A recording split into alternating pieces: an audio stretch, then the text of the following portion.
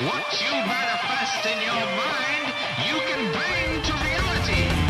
UFC Sacramento just happened this past Saturday, headlined by Jermaine Randamie and Aspen Ladd.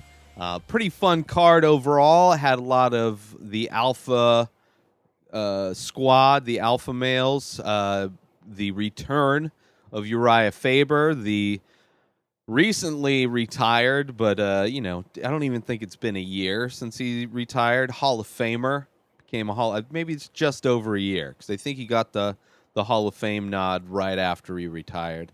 But living legend for sure in the sport. Definitely in the lighter weight classes of MMA. One of the just all time greats. I don't think he ever won a UFC belt. WEC, he was the king for a while. He fought a bunch of times for the belt, I believe. And kind of left. He wasn't looking that great. Before he left, he had a couple losses, but he came back against Ricky Simone, who is an up-and-comer beast, and not a fight that I thought Uriah would necessarily win. He had a long layoff. He's older. He's 40. He's one of the, there's not a whole lot of MMA fighters fighting in their 40s at a high level. But, great addition to the card for Sacramento.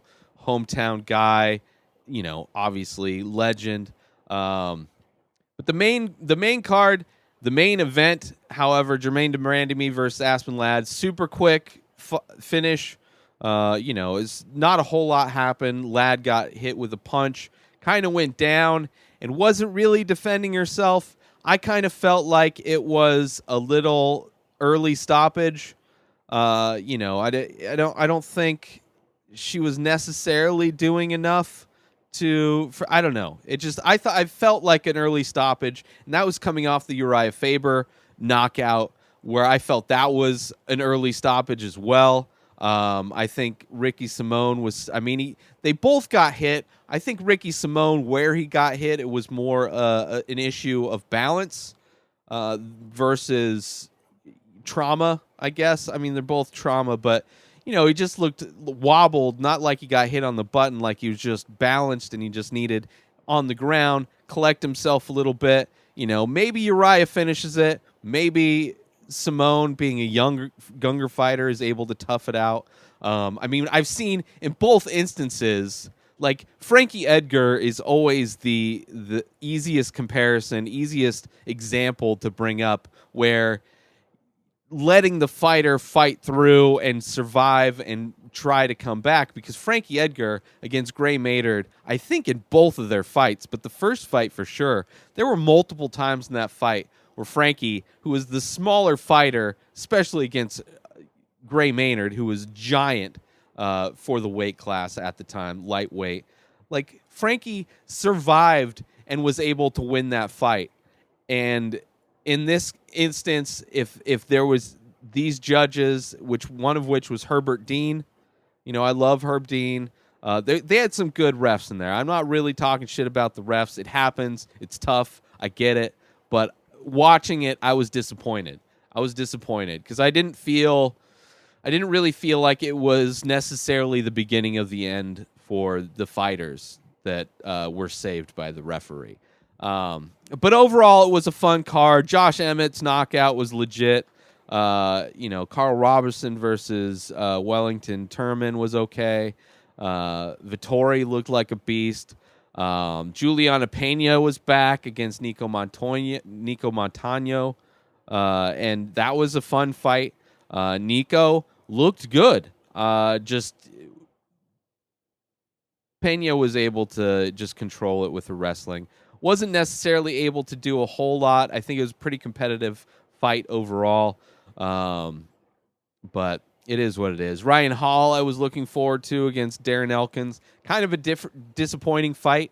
Ryan Hall being the jiu-jitsu master that's getting into throwing a lot of spinning kicks, which is really fun to watch because he doesn't care. He wants people to take him down. Like, as much as Ryan Hall runs away from people during the stand-up, Like if you get in too close or put him on against the fence, he will turn around and run away, which could lead to him getting knocked out because, Francis Ngannou was able to not let that strategy work out too well for Dos Santos.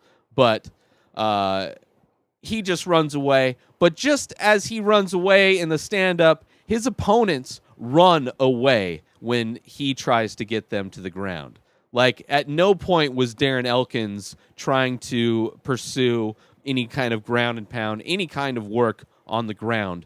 So it's kind of frustrating when both opponents are running from different reasons. Like Ryan Hall running away from a striking, which he would lose, and then Elkins running away from the ground game, which he, would lose, potentially. I mean, they both, who knows? It's just neither one wanted to engage in those different areas. So it ended up being kind of a weird stalemate in a way. But I still think Ryan Hall won it. He's landed some nice spin kicks.